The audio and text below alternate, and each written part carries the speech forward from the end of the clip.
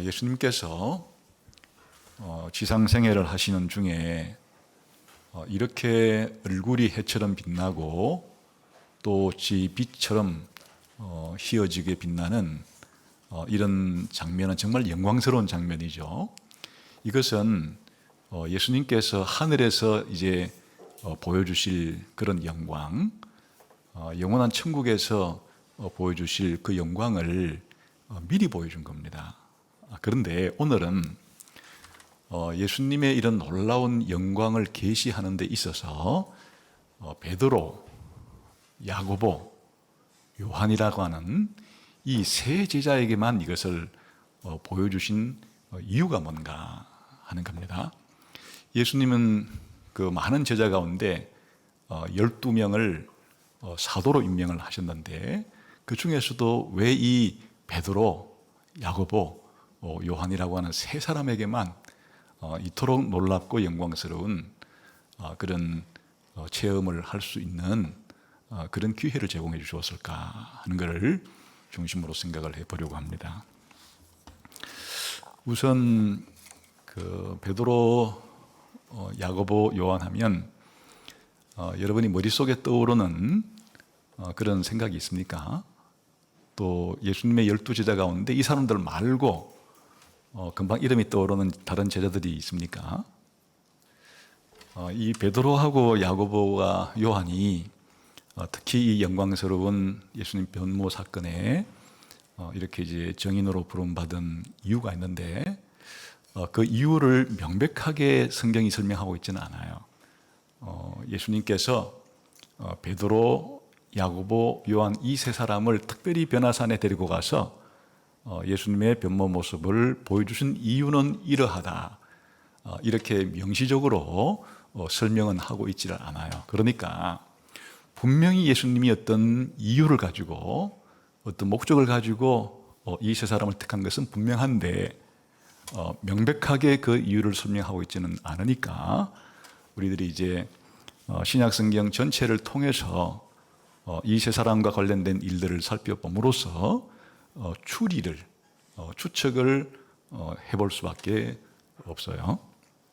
우선 예수님이 이 세 사람을 택한 이유 가운데 이제 우리가 첫 번째 생각해 볼 수 있는 것은 이 세 사람은 예수님 제자 가운데 핵심 그룹 가운데 하나예요. 흔히 이제 우리가 어떤 단체에 중요한 역할을 하는 그런 소수를 이너 그룹이라 그래요.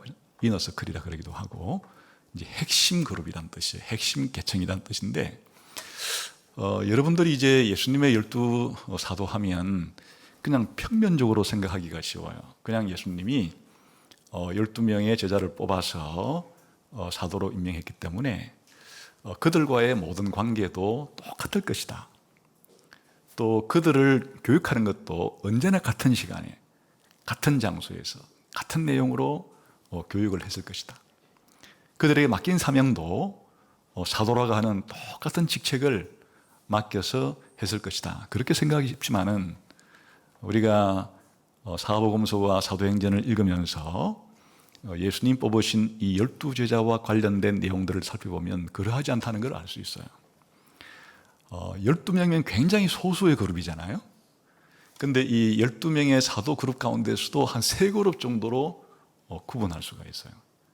제1그룹, 제2그룹, 제3그룹 정도로 12명 안에도 소그룹이 나누어져서 이렇게 이제 예수님과의 관계에 있어서나 또 그들이 사역하는 데 있어서 차이를 드러내는 것을 볼 수가 있어요.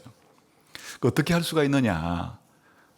마침 이 예수님의 12제자 명단을 신약 성경에서는 4곳에서나 12이 사도들의 명단을 기록을 하고 있는데 공교롭게도 똑같은 순서로 기록이 되어 있지를 않아요. 순서가 이렇게 매번 12사도의 이름을 밝힐 때마다 서로 이제 순서가 막 바뀌는데 바뀌지 않고 고정된 사람이 딱 3사람이 바뀌질 않아요. 그 순서가. 그 어느 순서에 그렇게 바뀌지 않는가 하면 첫 번째는 항상 베드로예요. 네 군데의 12사도 명단 가운데 언제나 베드로는 첫 번째 사도의 명단에 늘 있어요. 그러니까 이제 아주 중요한 메시지를 던져주는 것이에요. 그리고 이제 그 밑으로 두 번째, 세 번째, 네 번째는 안드레, 야고보, 요한인데 순서가 막 바뀌어요. 들쑥날쑥해요. 그러니까 이제 요 첫 번째 네 명이 한 그룹인데 베드로가 제일 먼저 나오고 나머지 두 번째, 세 번째, 네 번째 안드레와 야고보, 요한은 순서가 들쑥날쑥하기 때문에 반드시 어떤 고정된 것은 아니구나 할수는 알 수가 있고, 그 다음 다섯 번째가 항상 동일해요. 그 누가 나오는가 하면 빌립이라고 하는 제자가 항상 다섯 번째 모든 네 군데 명단에 그렇게 나오고, 그 다음에 여섯 번째, 일곱 번째, 여덟 번째는 누가 나오는가 하면 바돌로메인데 여러분이 잘 못 들어봤을 거예요. 명단에만 나오고 실제로 이제 나다나엘이라고 하는 사람이 동일 인물이에요. 그러니까 이제 빌립, 나다나엘이 더 친숙할지 모르겠어요. 나다나엘. 그런데 다른 바돌로메란 이름으로 많이 나와요. 그리고 마태복음을 기록한 마태, 그리고 도마, 이 사람들은 한 번씩 들어봤죠. 네 명의 제자가 제2그룹을 형성을 해요. 그리고 이제 아홉 번째도 항상 이름이 고정되어 있는데 알페오의 아들 야고보라는 제자 명단이 나오고, 그 밑으로는 셀롯 시몬 혹은 가나안인 시몬 이런 이름으로 나오는 제자가 나옵니다. 그리고 그 다음에 야고보의 아들 유다 이런 이름으로 나오는데 이 사람의 다른 이름은 다데오라는 이름이에요. 그리고 이제 가룟 유다라는 이름이, 여기도 순서가 들쑥날쑥 하는데 기본적으로 이제 12사도들의 명단을 네 번씩이나 밝히는 그런 곳에서 이제 아주 일반적인 특징을 하나 지금 발견한 거예요. 항상 첫 번째와 다섯 번째와 아홉 번째가 고정되어 있는데 기본적으로 첫 번째 4명과 두 번째 4명과 세 번째 4명 사이에 활동에 큰 차이가 있어요. 첫 번째 그룹에 있는 이 사람들의 내용은 아주 풍부하게 이들의 말이나 행동들이 기록이 되어 있는데 두 번째 그룹만 하더라도 몇 번 언급이 안 돼요. 그러니까 여러분이 머릿속으로 지금 생각해 보면 성경을 많이 읽었는데도 빌립에 대해서 그리고 아까 바돌로메나 나다나엘에 대해서 또 마테나 그 도마에 대해서 한 번씩은 기억은 나긴 나는데 상세한 내용들은 별로 없어요. 근데 마지막 네 그룹은 가룟 유다야 예수님을 배반해서 팔아먹은 사람이니까 이제 누구나 알고 있는 거지만 그 나머지 세 사람은 그냥 이름밖에는 아는 게 없어요. 무슨 말을 했는지, 무슨 행동을 했는지 거의 그냥 유명무실한 그냥 이름만 명단에만 나오는 그런 정도의 그룹이 마지막 네 번째 그룹이에요. 그러니까 이게 단순하게 그냥 이 명단의 순서를 기록한 것은 아니라는 것을 알 수가 있어요. 이 중에서 예수님이 변화산에 데리고 간 사람은 제1그룹에 속하는 핵심 그룹에 속하는 4명 가운데 3명을 데리고 간 거예요. 그런데 이 첫 번째 네 제자의 이름은 베드로, 안드레, 야고보, 요한인데 이 네 사람이 예수님의 첫 번째 제자들이에요. 예수님이 제일 먼저 12사도를 뽑을 때 베드로, 안드레, 야고보, 요한 이 네 사람을 가장 먼저 뽑아요.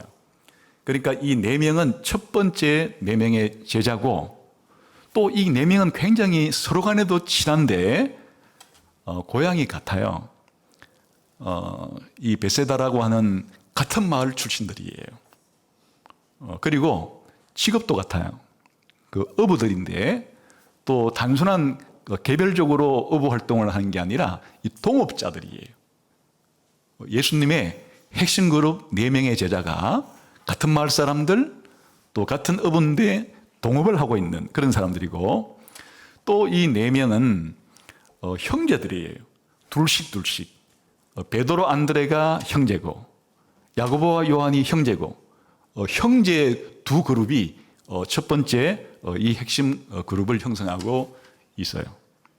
그런데 이 중에서도 야고보와 요한은 좀 더 예수님과 특별한 관계를 가지고 있는데, 예수님이 성령으로 잉태하신 하나님의 아들이지만 육신적으로 말할 때 예수님의 어머니 마리아를 우리가 흔히 육신의 어머니다 이렇게 부를 수는 있잖아요. 그런 면에 볼 때 야고보와 요한은 예수님의 사촌 동생들이에요.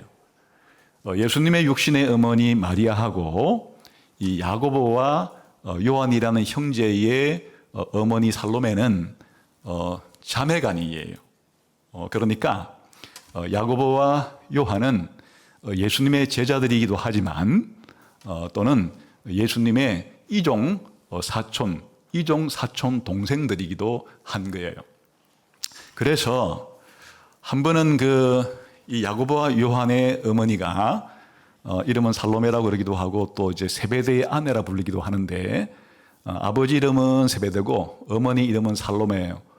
그런데 언젠가 예수님한테 이런 우리가 생각하기에 좀 당돌하다? 어떻게 이런 요구를 할 수 있지? 싶을 정도의 그런 부탁을 한 적도 있어요. 예수님이 왕이 되시면은 우리 내 아들 둘이를 예수님 오른편에 왼편에 좀 앉혀 주십시오. 옛날 조선시대로 말하자면 내 두 아들을 영의정에 좌의정에 이렇게 좀 앉혀달라. 또 우리가 생각하기에 어떻게 예수님한테 이런 무례한 황당한 요구를 할 수가 있지? 예수님의 육신의 이모 정도 되니까 그런 걸 믿고 이렇게 들이민다 그래요? 이렇게도 할 수 있는 그런 게 이제 생겼을이다 이렇게 생각할 수도 있어요. 예수님 어머니만 야고보 요한의 어머니만 그런 게 아니고 또 어떨 때는 야고보하고 요한도 그런 식의 부탁을 하기도 할 정도로 좋은 관계가 예수님과는 좀 더 남다른 관계에 있다 이렇게 볼 수가 있고, 그 다음에 사도 요한이 요한복음을 쓰면서 자기를 표현할 때 예수께서 사랑하시는 제자 이렇게 자기를 불러요. 얼마나 예수님께부터 다른 제자들보다는 남다른 사랑을 받았는지 아예 자기의 그 필명 자체를 예수님이 사랑하시는 제자 이렇게 말할 정도고, 사실 예수님께서 십자가에 달리실 때 이제 그동안 예수님께서 육신의 어머니 마리아를 잘 봉양을 해왔는데 예수님이 이제 돌아가시고 부활하시고 하늘로 가시게 되면은 그동안 예수님이 자기의 육신의 어머니 마리아를 돌보던 일을 누군가에게는 맡겨야 되는데, 이 당시로 볼 때 육신의 그 아버지였던 요셉이는 이미 죽은 것 같아요. 그러면 이제 오늘날로 말하면 과부처럼 살아야 될 텐데, 이거를 예수님이 육신의 친동생들도 사실은 몇 사람이 있었어요. 그러나 이걸 누구한테 마리아를 부탁하는 거니까 바로 이 요한에게 이제 예수님께서 하늘로 가시게 되면은 요한아, 네가 네 어머니처럼 마리아를 끝까지 잘 돌보아라 하는 이 엄청난 책임을 요한에게 맡겨요. 이유가 이렇게 있는 것이에요. 이처럼 그 베드로와 야고보와 요한은 12제자 가운데서도 예수님과 아주 긴밀한 관계에 있는 또 최초의 제자들로서 아주 핵심 그룹을 형성하고 있는 이런 사람들이었다 하는 것을 일단 알 수가 있어요. 그런데 이제 더 중요한 사실은 왜 이러한 그 핵심 그룹에 해당이 되는 네 사람 가운데 베드로와 야고보와 요한에게 이런 놀라운 경험을 이런 계시를 주시면서 하게 했을까 하는데, 여기에서는 이제 이들에게 특별한 계시, 특별한 훈련을 시켜야 될 필요가 있었기 때문이에요. 그래서 예수님은 12제자들을 이제 우리가 교육시키고 훈련시킨다 그럴 때 우리 학교 강의를 생각하듯이 종치면 아니면 시간이 되면 학생들이 다 같이 모여서 같은 공간에 똑같은 수업을 시키고 뭐 이런 내용들도 있었지만, 이 세 명의 제자들에게는 예수님께서 기회가 있을 때마다 다른 제자들에게는 하지 않았던 특별 계시를 주고 또한 특별한 훈련을 통해서 이런 특별한 경험을 하도록 하셨어요. 몇 가지 이제 사례들이 그 성경에 나오는데 예수님께서 수많은 기적들을 행하셨지만 죽은 사람을 살리는 것은 흔한 경우가 아니에요. 그런데 한 번은 이스라엘에서 회당장을 하고 있던 야이로의 12살 된 딸이 죽었는데 이 야이로의 부탁으로 예수님께서 이 딸을 살리러 가요. 그런데 다른 제자들은 따라오지 못하게 해요. 너희들은 여기 있어라 하고 이 베드로하고 야고보와 요한만을 데리고 그 야이로의 딸을 살리는 그 현장에서 그것을 보게 해요. 그것을 경험하게 해요.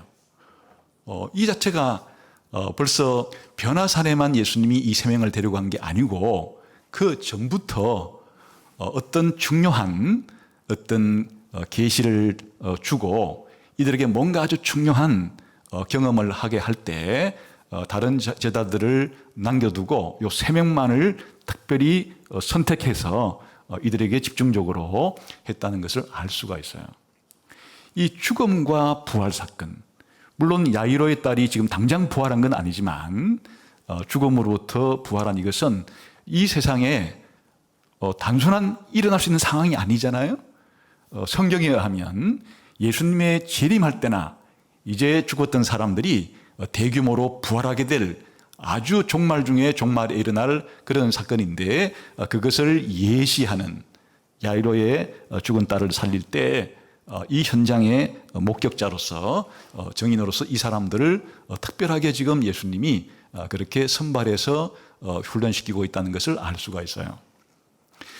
이 변화선 사건에도 그랬지만 또 나중에는 예수님이 십자가에 달리시기 전날 겟세마네 동산에 가서 아주 예수님이 어떤 분인가를 잘 드러내어주는 그 예수님의 죽음의 의미가 무엇인지를 잘 보여주는 이 기도를 드리게 되는데 우리가 알다시피 예수님은 이 겟세마네 마지막 순간의 기도 때에 얼마나 간절히 그렇게 기도하셨는지 예수님의 땀이 핏방울이 맺혀서 떨어지는 것처럼 그렇게 떨어질 정도로 하나님 앞에 할 수만 있으면 이 잔을 내게서 옮겨주시고 할 수 없으시다면 제가 이 잔을 받겠나이다 받을 수 있도록 해달라고 하나님의 뜻대로 하게 해달라고 하는 그 간절한 기도를 드리는 그 현장에 아무나 데리고 가지 않았어요.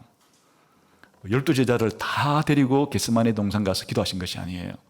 다른 제자들은 남겨둔 채로 또 이 베드로와 야고보와 요한 세 사람만을 데리고 마지막 기도하시는 그 현장에 이들이 목도할 수 있도록 볼 수 있도록 그렇게 이 세 사람에게 마지막 특별 관리를 해요.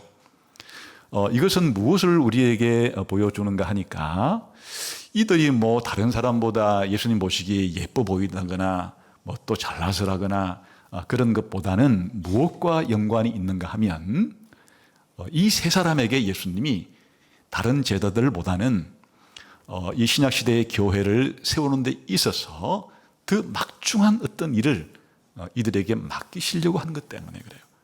이들에게 맡기실 그 업무가 다른 제자들보다는 더 중차대하고 아주 중요한 문제이기 때문에 그것을 감당할 수 있는 그러한 능력을 또 그러한 경험을 할 수 있도록 이들에게 더 강력한 이런 계시와 경험을 했다 이렇게 생각할 수가 있어요.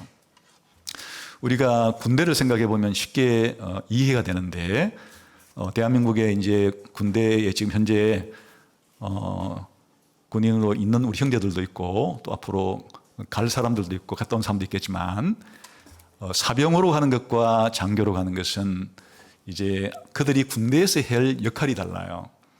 아무래도 장교는 사병을 지휘하는 지휘관이기 때문에 군대에서 사병보다는 장교에게 맡기는 그런 임무와 업무가 더 중차대해요. 그렇기 때문에 훈련을 시킬 때 사병과 장교를 똑같은 기간에 똑같은 방식으로 훈련시키지 않아요. 사병보다는 장교들에게 훨씬 더 긴 기간에 더 강한 훈련의 과정을 거치게 해서 장교라고 하는 임무를 감당할 수 있도록 그렇게 만들어요.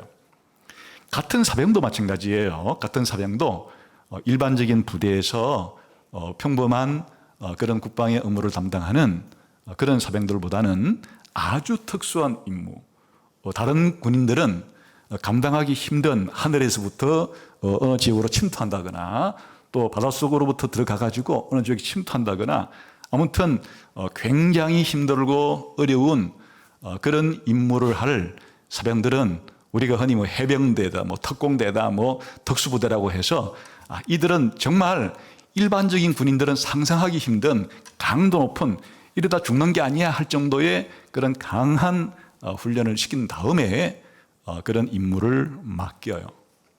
지금 예수님께서 12사도들을 뽑은 것 자체가 일반 사람들보다는 다른 아주 중요한 임무를 맡기기 위해서 12사도를 뽑았는데 12사도 안에서도 이 세 명의 베드로와 야고보와 요한을 특별하게 예수님께서 더 특별한 계시를 주시고 이런 놀라운 체험을 통해서 준비시키는 것은 이들에게 더 중요하고 막중한 그런 임무, 사명을 맡기시려는 것과 관련이 있기 때문이에요. 그래서 이제 이후에 이 세 사람이 신약 시대에 이 교회를 건설하는 일에 있어서 다른 사도들과 달리 얼마나 막중한 사명을 감당했는가를 이제 살펴볼 수 있어요. 우선 베드로인데 베드로는 여러분들이 너무나 잘 알고 있는 인물이기 때문에 그냥 12사도의 반장이에요. 그냥 12사도의 수제자격이에요. 그러니까 이 베드로는 이 예수님께서 살아 계셨을 때도 사도들의 사실은 가장 수제자로서의 역할을 감당하기도 했지만 특별히 이제 예수님께서 이 세상을 떠나서 하나님 나라로 가고 난 다음에 지상에 사도들과 이제 초대교회의 성도들 몇 사람만 남아 있을 때 이 중요한 신약의 교회를 건설하는 데 있어서 결정적인 역할을 해요.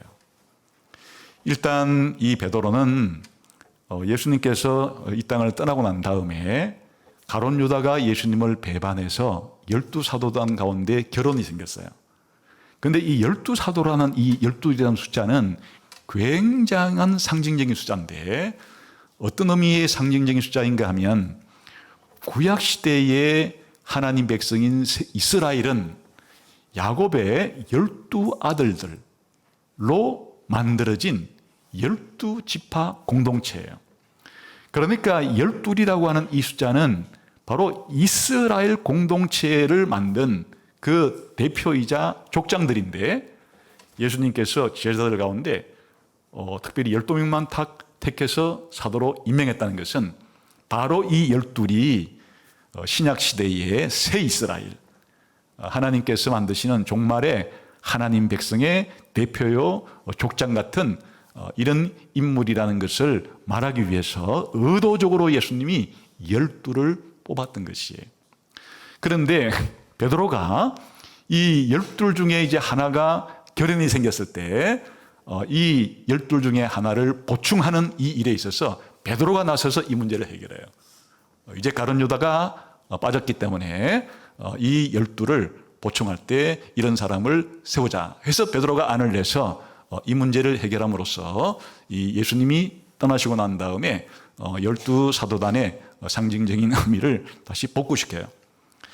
그런 다음에 기본적으로 이 사내들인에서 예수님을 전하지 못하도록 제자들에게 압박을 가할 때 담대하게 이런 그 핍박에 굴하지 않고 요한과 더불어서 복음을 전하면서 또는 아나니아와 삽비라는 사람이 최초로 교회 안에 어떤 죄를 지으면서 문제를 일으켰을 때 이 사도의 권위를 가지고 아나니아와 삽비라를 적결해서 그렇게 심판하는 권세를 사용하기도 하고 또 사마리아라는 지역에 복음이 전파될 때 그곳으로 가서 이 문제를 해결하기도 하고 이렇게 이제 초대교회를 세우는데 앞장서서 일을 담당해요. 이 중에서도 제일 중요한 것은 이 오순절날 예수님께서 이 교회에 성령을 부어줬을 때 베드로가 최초로 오순절에 이 중요한 사건을 설명하기 시작하는데 오순절에 우리 교회 위에 예수님이 성령을 부어주신 것은 이제 예수님이 바로 하나님 보좌 우편으로 올라갔다는 증거고 그리고 예수님께서 드디어 주님으로서 그리스도로서 이제 본격적으로 이와 같이 취임하셔서 하시는 사역이다라고 하면서 최초의 기독교의 복음 전도를 함으로써 그날 하루 만에 3,000명의 새 가족이 생기게 돼요. 3,000명의 신입 교인이 교회 안에 들어오는 이것은 예수님 시대에도 있지 않았던 놀라운 일이 발생한 거예요. 지금 예수님이 3년 반 동안 그렇게 전도했을 때도 전체 제자가 3,000명이 되기는커녕 또 예수님께서 하루에 이렇게 산에서 설교하시건 평지에 설교하시건 이 바닷가에서 설교하시건 할 때도 이런 일이 벌어지지 않았는데 이 베드로가 오순절날이 신약교회의 생일날 같은 날인데 이날 최초로 기독교의 복음 전도를 함으로써 3,000명의 새신자가 교회 안으로 들어올 수 있도록 했다. 이게 무슨 뜻인가 하면 예수님이 베드로가 신앙 고백했을 때 지난번 설명한 것처럼 이 베드로의 신앙 고백 위에 예수님의 교회를 건축한다 그랬는데 그때 쓰임받은 대표적인 인물이 어쨌든 베드로예요. 마치 베드로에게 천국의 열쇠를 주신 것처럼 넓게는 교회 자체에게 천국의 열쇠를 주신 것이지만은 최초의 천국의 열쇠를 누가 사용하는가 하니까 유대인들에게 이 천국의 열쇠를 오순절날 사용함으로써 천국의 문을 열어서 3,000명이나 천국에 들어올 수 있도록 이 천국의 열쇠를 유대인들에게 처음 사용한 대표적인 인물이 이 베드로예요. 베드로가 유대 교인들에게 이 천국 문을 활짝 여는 역할을 그렇게 하고 그러나 이 당시에 많은 사람들은 너무나 오랫동안 약 2000년 동안 아브라함의 후손들만 하나님의 백성인 것처럼 살아왔기 때문에 이방인들에 대해서는 하나님께서 구원해 주실까라고 하는 그런 의문을 가지고 있던 시절에 다시 한번 베드로에게 놀라운 환상을 보여줘요.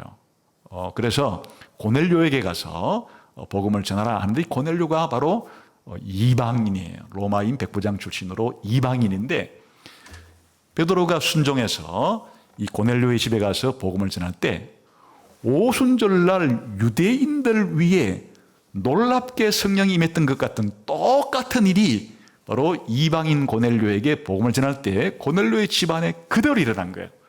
그래서 이 베드로가 뭘 깨닫게 되는가 하면 아하, 예수님께서 예수님을 전하는 이 복음은 유대인만이 아니라 이방인에게도 전해야 된다는 사실을 옛날 지상명령을 통해서 머리로만 알고 있었는데 확실하게 예수님이 이제 이방인 선교의 문을 여시고 이방인들에게까지 복음을 전해야 한다는 사실을 가르쳐 주는데 베드로가 이방인 선교의 문도 활짝 열어 제껴서 천국의 열쇠를 이방인들에게도 사용함으로써 이제 교회는 유대인이건 이방인이건 누구나 예수를 믿는 사람들은 신약의 이 하나님 나라의 교회의 일원이 될 수 있도록 하는 이 교회의 기초를 형성하는데 베드로가 쓰임을 받게 돼요. 이것은 만고불변의 베드로의 엄청난 사명인 동시에 업적이기도 한 거예요. 베드로가 오늘날까지 바로 이 교회에 얼마나 중요한 역할을 했으면은 저 로만 가톨릭의 해석은 엉터리죠. 엉터리기는 하지만 베드로를 이 지상의 그리스도의 대리자로서 모든 교회의 수장으로서 이렇게 지나치게 과잉 해석을 해서 베드로의 가치를 부각시키는 것은 잘못이기는 해도 베드로가 가지고 있는 남다른 그런 중요성을 보여주는 일면이 있어요. 그래서 이 베드로는 이와 같이 앞으로 이제 신약 성경 전체를 통해서 우리 교회를 건축하는 정말 반석 같은 그런 역할을 한 인물이다 하는 것을 알 수가 있죠. 더 나아가서 이 요한의 문제인데, 요한은 아까 설명을 했듯이 최초의 4명의 제자단 가운데 하나이고, 또 개인적으로는 예수님의 사촌 동생이기도 한데, 요한의 중요성은 자신이 이렇게 몸으로 행동으로 교회를 개척해서 세우는 이것보다는 더 중요한 중요성을 하나 가지고 있어요. 그게 뭔가 하니까 이 신약 성경을 완성하고 마무리하는 역할을 요한이 맡게 돼요. 예수님께서 요한에게 맡긴 거예요. 이게 이제 얼마나 중요한 일인가 하면, 사실은 이런 12사도가 중요하고 12사도가 우리 교회 전체의 기초라고 하는 말의 의미는 그들의 정언에 있는 거예요. 그들이 예수님에 대한 부활의 증인들이고, 또 예수님을 통한 재림의 그런 이제 오실 것에 대한 증거를 통해서 천국에 대한 이런 증인들이 되는데, 바로 이 사도들의 말이, 그들이 살아있을 때는 말 자체가 교회를 세우는 중요한 기초지만, 이제 그들이 죽고 나면, 하늘나라로 가고 나면 어떻게 예수님에 대한 이런 복음이 전파될 수가 있겠어요? 그래서 이제 이들을 통해서 신약 성경을 기록하게 해요. 그래서 이 사도들에 의해서 자신들이 목격했던 그런 증언을 중심으로 신약 성경을 기록하는데, 특별히 이 신약 성경이 바로 우리 교회의 기초인 거예요. 우리가 오늘도 예배를 드릴 때, 성경 공부할 때 신구약 성경 전체를 가지고 하지만은, 특별히 신약 성경 자체가 구약 성경의 해석이기도 하고 구약 성경의 완성이기도 하고, 그러니까 이 신약 성경의 계시가 우리 교회의 가장 중요한 기초가 되는데, 이 신약 성경을 여러 사람이 쓰지만 마무리를 누가 완성하게 하는가 하면 예수님께서 사도 요한에게 맡긴 임무예요. 그래서 이 복음서라는 것이 있는데, 예수님이 이 땅에 오셔서 무슨 말을 하셨나, 무슨 행동을 하셨나, 그래 예수님을 알 수가 있잖아요. 예수님의 이 탄생부터 예수님의 삶, 예수님의 죽음, 부활, 성천, 재림에 대한 약속, 이런 것들을 이제 사복음서에 기록을 했는데, 여기에 마태, 마가, 누가라는 사람도 기록을 하고 또 요한도 기록을 했는데, 마태하고 마가하고 누가는 너무 관점이 비슷해요. 그래서 그냥 공감복음이라고 해서 그냥 비슷비슷하다, 차이는 있어도 요한에 비해서는, 요한복음에 비해서는 그러면 같다고 할 수 있을 정도로 관점이 너무 비슷하기 때문에 사도 요한이 쓴 요한복음이라고 하는 이 복음서가 있어야 예수님에 대한 전모가 완전히 보충이 돼요. 또 보완이 되어서 예수님이 어떤 분이신가를 더 풍성하게 또 정확하게 알 수 있도록 만들어주거든요. 어떤 내용들이 그런가 하면, 이 마태, 마가, 누가복음이 예수님을 기록할 때는 예수님이 이제 지상의 공생에 메시아로서의 사역을 하는데, 그냥 그것만 보면 예수님이 그냥 1년 정도 했나? 이렇게 생각이 들 수밖에 없도록 기록을 해요. 왜 그런가 하면, 예수님이 6월절이라고 하는 명절에 예루살렘이라는 곳에 와서 사역하시다가 이제 거기서 죽고 부활하죠. 그런데 이 6월절이라는 것은 1년에 한 번 오는 절기예요. 그래 이 6월절을 예수님 죽으실 때 한 번만 기록하니까 도대체 예수님이 몇 년 동안 사역을 하시는가를 이것만 가지고 보면 그냥 1년밖에 안 되나 하는 오해를 하게 되는데, 요한이 여기에 보완을 해줘요. 어떻게 보완해 주는가 하니까, 예수님은 이 6월절에 예루살렘에 올라온 기록을 적어도 4번 이상을 기록해놔요. 그러면 예수님께서 지상 공생애를 할 때, 우리가 흔히 예수님은 한 3년 혹은 3년 반 정도 메시아로서의 중요한 공생애를 하셨다 하는 것을 누굴 통해서 우리가 알게 됐는가 하니까, 요한이 기록한 이 요한복음을 통해서 비록 그 사실을 알게 된 거예요. 그리고 예수님이 사역을 하는 데 있어서도 이 공간적으로, 지리적으로 보면 이 마태, 마가, 누가복음은 마치 예수님은 그냥 이 이스라엘에 오셔가지고 북쪽에 있는 것이 갈릴리 지방이고 남쪽에 있는 것이 유다 지방인데 거의 북쪽 갈릴리에서만 사역하신 분으로 소개가 돼요. 그리고 이제 죽기 직전에 이 유다 땅에 있는 예루살렘으로 오셔서 십자가에 죽으시고 부활하시고 하는 것으로 그렇게 기록이 되어 있는데 요한복음은 이 또한 보충을 해줘요.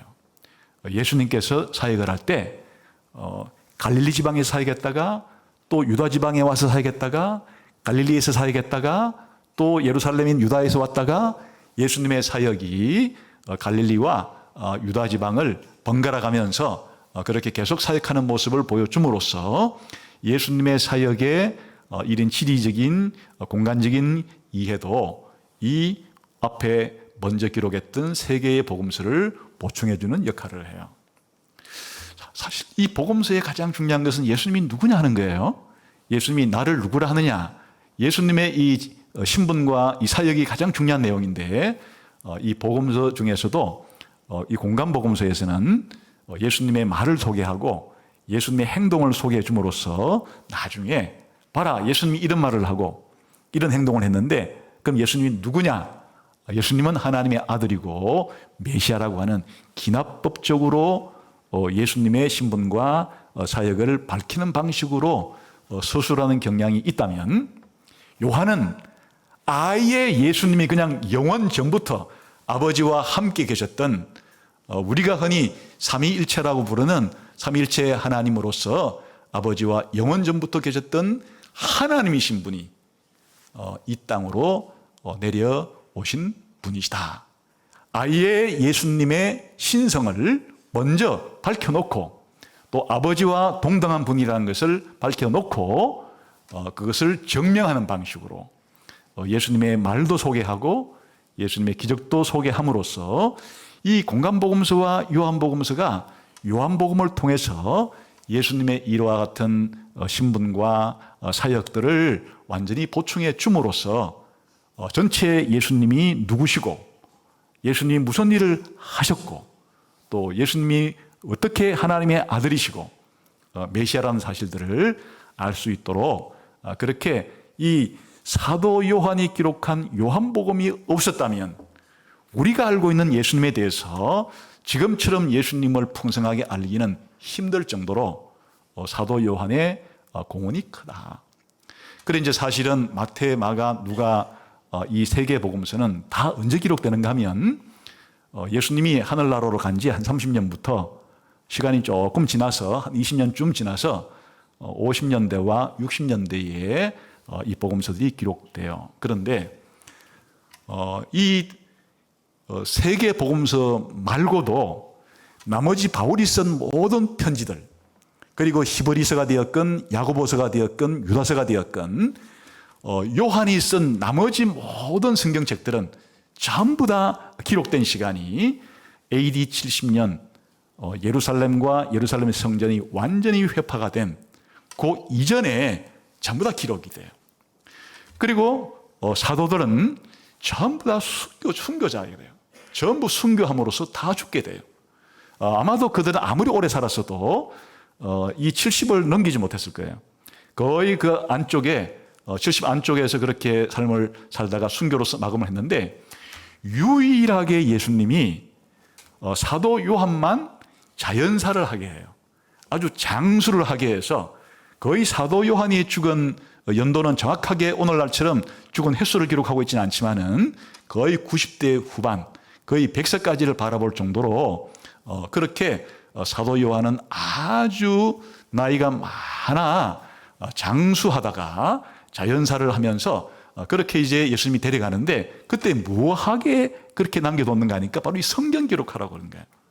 그래서 요한복음을 언제 기록하는가 하면 약 85년경쯤 거의 나머지 성경들이 기록된 지 적어도 뭐 한 20년, 25년 이후에 총 앞에 기록했던 성경들을 복음서를 보완하는 방식으로 요한복음을 쓰고 나머지 편지 서신서들을 보완하는 방식으로 요한 1, 2, 3서라는 편지를 쓰고, 그리고 무엇보다도 중요한 것은 신약 성경 전체를 결론 내리는, 아니 신구약 성경 전체를 결론 내리는 요한계시록이라고 하는 이 성경책을 씀으로써 신약 성경도 완성하고 성경 전체의 계시도 완성하는 이 엄청나게 막중한 임무를 사도 요한이 거의 주후 85년부터 95년 사이에, 아마도 거의 나이 80대 후반이거나 90대에 이렇게 요한은 자기가 요한복음을 쓰고 요한 1, 2, 3서를 쓰고 요한계시록을 쓰고 복음서를 마감하고 서신서를 마감하고 성경 전체를 마감하는 막중한 사역을 사도 요한이 감당을 함으로써 드디어 우리가 우리의 믿음과 우리의 행동의 표준으로 삼고 있는 신약 성경이 마무리가 되고 완성을 이루게 돼요. 그러니까 이 베드로와 사도 요한의 이 사명은 나머지 모든 사도들을 다 합친 것보다도 더 교회를 세우는데 엄청난 중요한 사역을 감당하는, 베드로는 자신의 사역을 통해서 순교를 당하기 전까지 유대인들을 대상으로 교회를 개척해 나가고, 또 이방인 선교의 문을 열므로써 교회의 기초를 닦고, 사도 요한은 마지막까지 오랫동안 살아있으면서 모든 기록된 신약 성경들을 마무리하고 완성하는 이 사역에 쓰임을 받음으로써 성경의 계시를 마무리하고 주님께로 가게 하는 이와 같은 엄청난 사역을 감당을 했던 것이에요. 이 야고보의 중요성은 이 베드로와 요한에 비하면 약하지만, 야고보는 어떤 중요한 일을 했는가 하면 12사도 가운데 최초의 순교자가 돼요. 주후 44년에 이 야고보는 자신의 순교로서 예수님의 정인으로서의 사도 역할을 마감을 해요.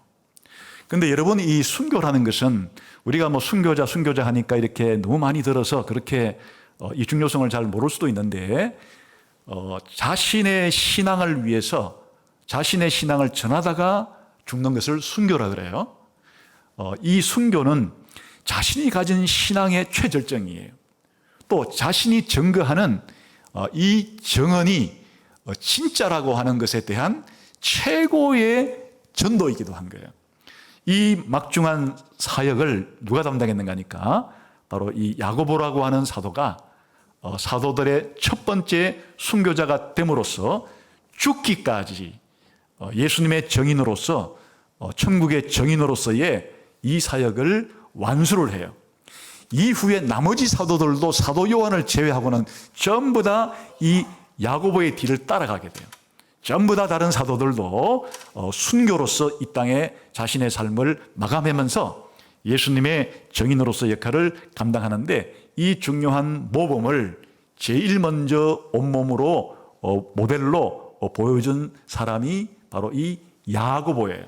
사도 가운데 최초의 순교자. 그래서 이렇게 예수님께서 이 세 사람 베드로와 야고보와 요한을 특별히 선택해서 중요한 일이 있을 때마다 이 세 사람에게만 데리고 가서 이런 일을 경험하게 하고, 또 계시를 준 것은 사실은 다른 사도들이 다 중요한 사역을 감당하겠지만 이 세 사람은 더욱더 중요한 사역을 예수님이 맡기시기 위한 특별 훈련의 특별 교육의 과정으로서 이렇게 세 사람에게 특별한 기회를 준 것이다, 이렇게 이해할 수가 있죠.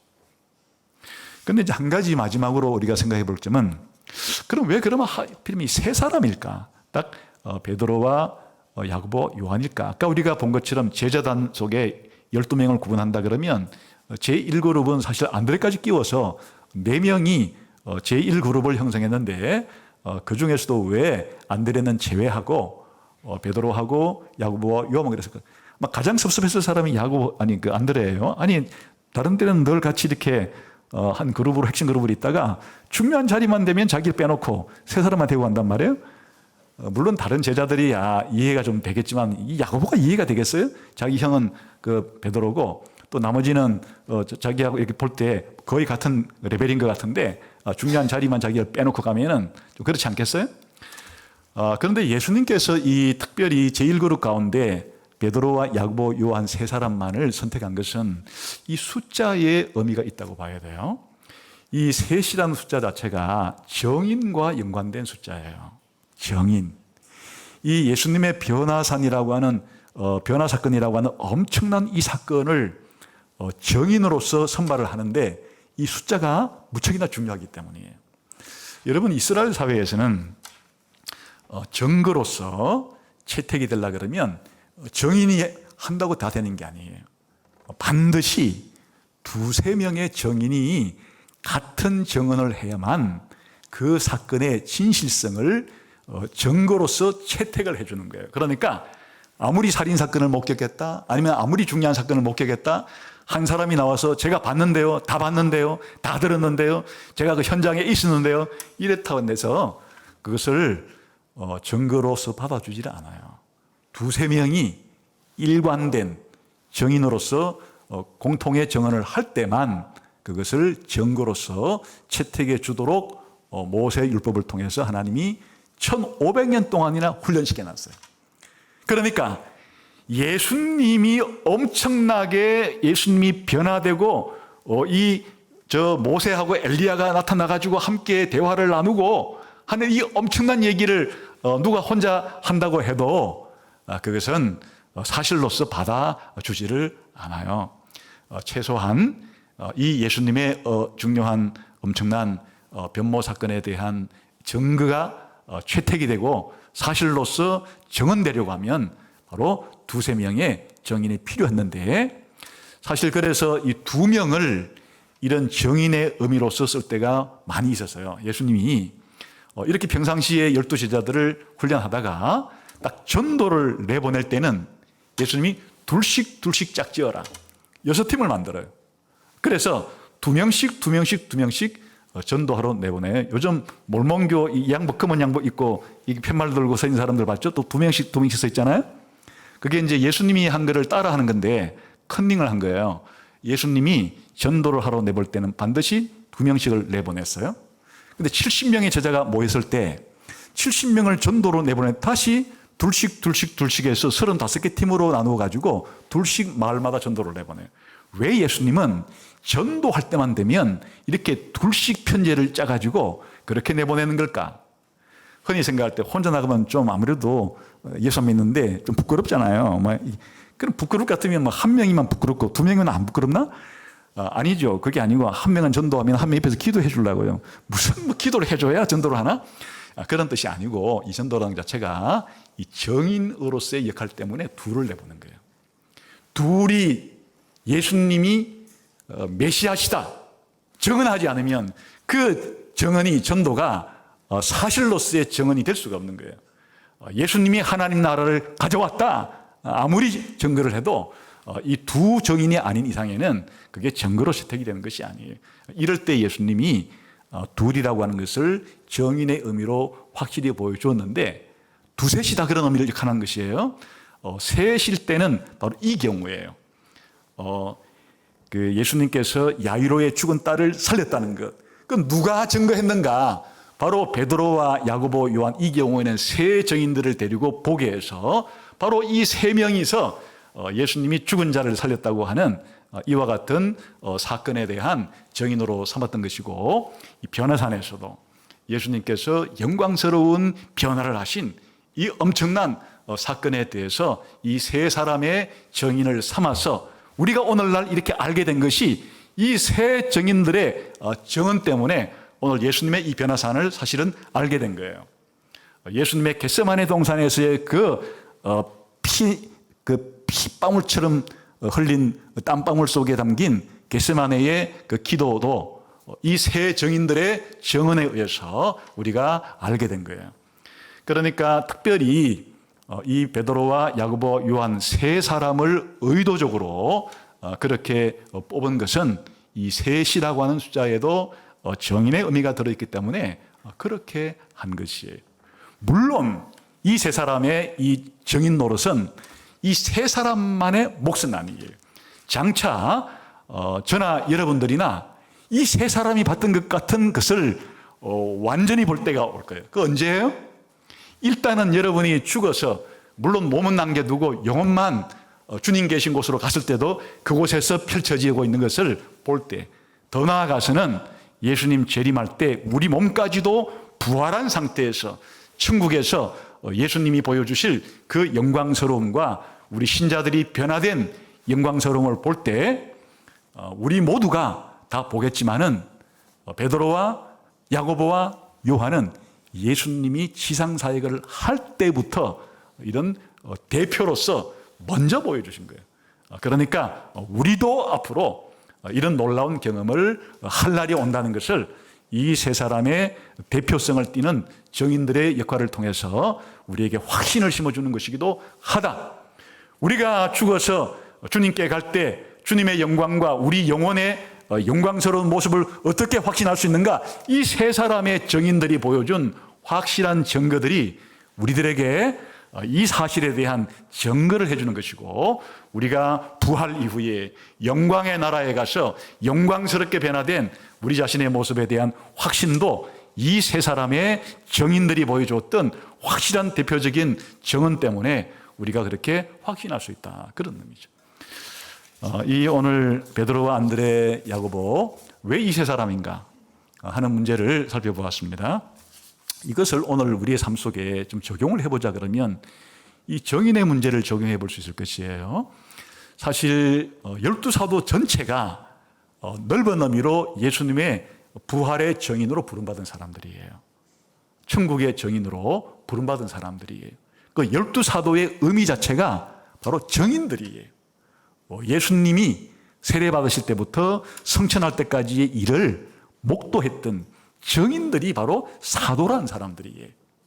그런데 이 사도들 중에서도 또 핵심 사건들에 대한 정인을 또 3명을 예수님께서 그렇게 훈련시키면서 이중적인 의미의 정인으로 만든 사람들이에요. 나나 여러분들이나 지금 예수님 믿는 사람들인데 예수님께서 지상에 있는 모든 사람에게 똑같이 예수님이 누군지를 계시하지 않았어요. 예수 믿는 저와 여러분들에게는 불신자들에게는 주지 않은 계시를 저와 여러분에게 예수님이 해주신 거예요. 우리가 성경을 펼쳐서 읽을 때 베드로와 같이 예수님이 하나님의 아들이심을 메시아처럼 믿는 것은 우리 머리가 똑똑해서가 아니에요. 베드로가 예수님께 신앙 고백했을 때 예수님이 베드로를 대단히 칭찬했는데 베드로의 머리가 똑똑하다는 것을 칭찬한 것이 아니에요. 베드로야, 하늘에 계신 내 아버지께서 너에게 내가 하나님의 아들이라는 것을, 내가 메시아라는 것을 알려주었구나. 하나님 아버지가 베드로에게 예수님을 믿을 수 있도록 그 믿음을 주시고 계시를 해 주신 것에 대해서 엄청나게 칭찬하면서 복을 빌어주고 있어요. 여러분이 다른 예수님 안 믿는 사람들은 똑같은 성경을 읽고 성경을 듣거나 예수님이 뭐가 하나님의 아들이야, 예수님이 어떻게 신이야, 우리와 똑같은 사람이지, 혹시 나는 뭐 살았는지 죽었는지 뭐 그것도 사실인지도 안 믿겨, 이런 사람들이 여러분 주변에 많을 텐데 여러분들에게 설교를 통해서 믿어지건, 성경 읽다가 이 사실이 믿어지건, 아니면 다른 사람과 대화하다가 믿어지건, 예수님께서 여러분에게 특별한 계시를 해준 거예요. 특별한 경험을 해준 거예요. 여러분을 예수님이 하나님의 아들이라고 하는 정인으로 삼기 위해서요. 그러니까 이 정인들에게는 책임이 따라요. 증거해야 된다고 하는.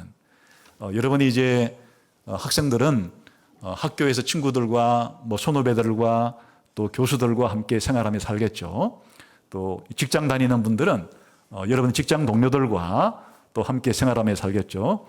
아직 학생도 아니고 직장도 아니고 그냥 가정에서 이웃들과 더불어 살아가는 사람들은 이웃들과 불신 이웃들과 더불어 살겠죠. 여러분, 예수님께서 여러분에게 먼저 이런 특별 계시를 주시고 믿음이라는 엄청난 은혜의 선물을 주신 것은 예수님을 전하라고 하는 것이에요. 그래서 예수님께서 사도행전 1장 8절에 유명한 말씀을 하시잖아요. 앞으로 내가 너희에게 성령을 줄 텐데 성령이 너희에게 임하면 너희가 내 정인이 될 것이다. 그래, 여러분의 삶 자체가 예수님이 살아계시고 지금도 하늘에서 우리를 다스리고 계시고 다시 재림할 것에 대한 약속을 반드시 실천할 그런 분이라는 사실을 여러분의 삶 속에 증거할 정인으로서의 사명을 위해서 오늘 이 예배 시간에도 여러분에게 남들이 알지 못하는 이 계시에 대한 내용을 가르쳐 주시고 또 예배를 통해서 확인하게 해 주시는 겁니다. 여러분, 이것은 여러분의 행동을 통해서도 말을 통해서도 감당해야 될 몫이에요.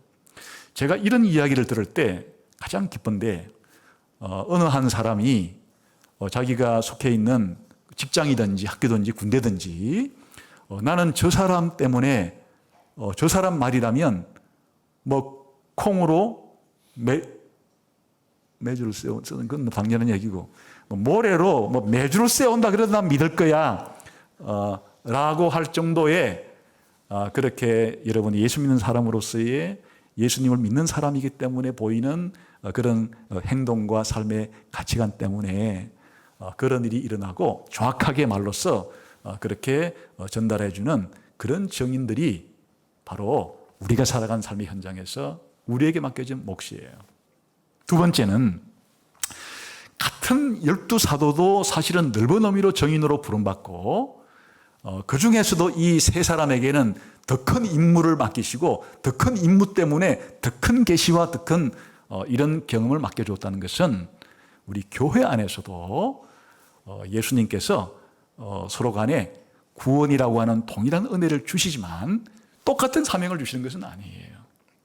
서로 간에 예수님께서 여러분이 교회를 섬길 때, 이 땅에서 살아갈 때 다른 사역들을 맡기는 게 있어요.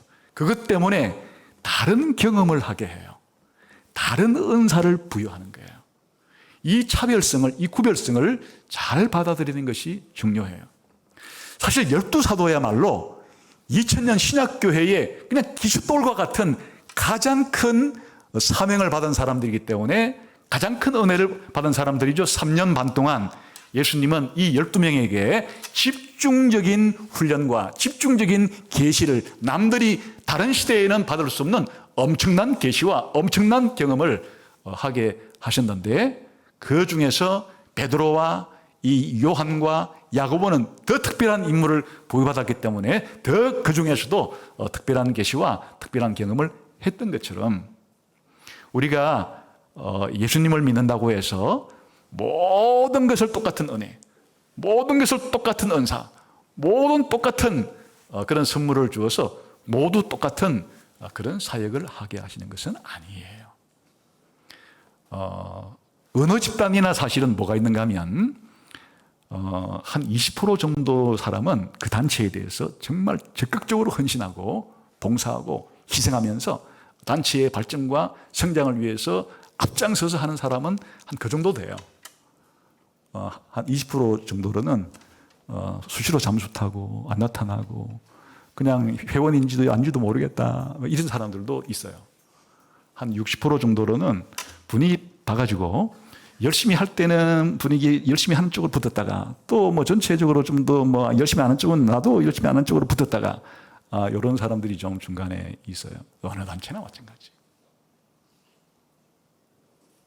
다 100% 헌신, 충성, 그런 단체는 본 적이 없어요. 100% 전부 다 회원인지 아닌지 모르는 그런 뭐 소위 말하는 옛날 당나라 군대라 그러는데 그런 단체도 사실 없어요. 대개 이렇게 되는데 교회도 마찬가지예요. 2000년 전체 교회를 봐도 이 12사도는 교회 전체의 기초 같은 역할을 맡았기 때문에 다른 시대에는 맛보지 못했던 엄청난 예수님 함께 3년 반을 같이 자고 같이 밥 먹고 같이 다니면서 그렇게 할 수 있는 특별한 계시를 받은 사람들이지만 사역을 감당하기 위해서 모두 다 순교를 당했어. 사도 요한은 살아있는 순교를 한 사람이나 마찬가지죠. 그러하듯이 우리 청년부면 청년부, 예수가족교회면 예수가족교회 안에도 한 지역교회 안에도 마찬가지예요. 다 구원의 은혜를 받았지만은 이 교회 안에 또 여러분의 한 부서에서 열심히 해야 될 사람들에게 뭐가 요구되는 거예요? 더 열심히 공부해야죠. 열심히 성경 공부하고 더 열심히 봉사할 사람들에게 더 많은 하나님의 은혜에 대한 체험이 때로 부여되는 거예요. 그래서 여러분이 맡은 일을 잘 감당할 수 있도록 그렇게 해주신다. 그래서 우리 모두는 사실은 기본적으로는 불신자에 비해서 엄청난 특별한 계시와 선물을 받은 사람들이지만 또 교회 안에서 특별한 봉사를 위해서, 사역을 위해서는 예수님께서 좀 더 남다른 그런 은사와 좀 더 남다른 그런 지식과 좀 더 남다른 그와 같은 경험들을 허용하심으로써 우리들에게 예수님의 몸된 교회를 세워갈 수 있도록 하신다.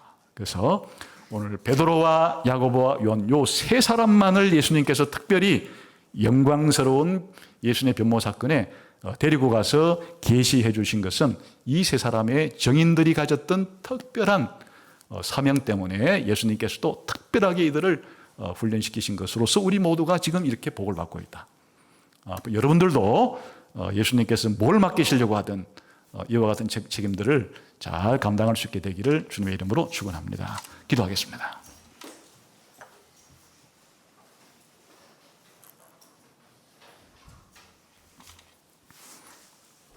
하나님 아버지, 특별히 저희들을 예수님 믿도록, 예수님의 정인 되도록 불러주신 것 감사합니다. 또한 각자 교회에 섬길 수 있도록 직분을 주시고 또 은사를 주시고 여러 가지 가르침을 주신 것을 감사합니다.